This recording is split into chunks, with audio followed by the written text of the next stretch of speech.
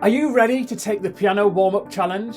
This is designed as not only a warm-up, but as a way to test your technical ability. There are 10 stages altogether that build up in difficulty, so you can keep on working on it over time to improve your piano skills. So let's get those fingers moving and see what stage you can get to. Here it is.